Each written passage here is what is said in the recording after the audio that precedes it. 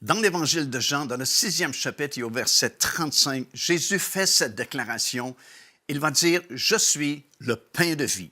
Celui qui vient à moi n'aura jamais faim, et celui qui croit en moi n'aura jamais soif. » Quelle belle promesse du Seigneur!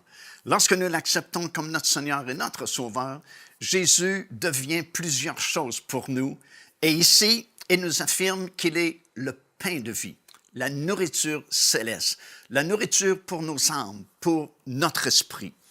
Si nous marchons avec lui, si nous sommes fidèles à marcher avec le Seigneur sur son chemin, il va pourvoir à notre nourriture spirituelle. Et bien sûr, cette nourriture vient de la parole de Dieu. La parole de Dieu, c'est le pain de vie. Dans ce passage-là de l'Écriture, il va comparer la manne qui était donnée autrefois au peuple juif dans le désert après leur sortie d'Égypte à la parole de Dieu maintenant qui est vivante et surnaturelle.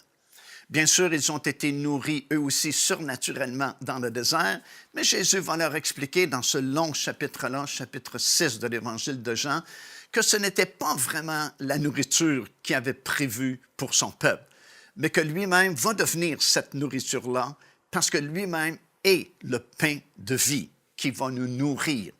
Alors, nous avons la révélation de la parole de Dieu qui devient notre nourriture spirituelle, qui va nourrir notre âme et notre esprit et nous garder forts dans le Seigneur. Saint-Esprit est celui qui illumine la parole de Dieu et qui nous fait comprendre les Écritures.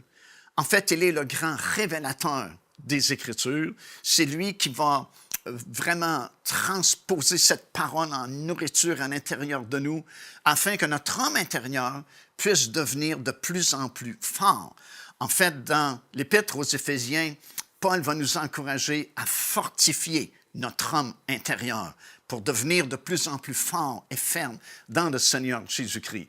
Et la façon idéale, la façon principale pour nourrir notre homme intérieur et le rendre de plus en plus fort, c'est bien sûr par la parole de Dieu. Alors que nous l'entendons, la foi vient de ce qu'on entend et ce qu'on entend vient de la parole de Christ et c'est vraiment notre nourriture.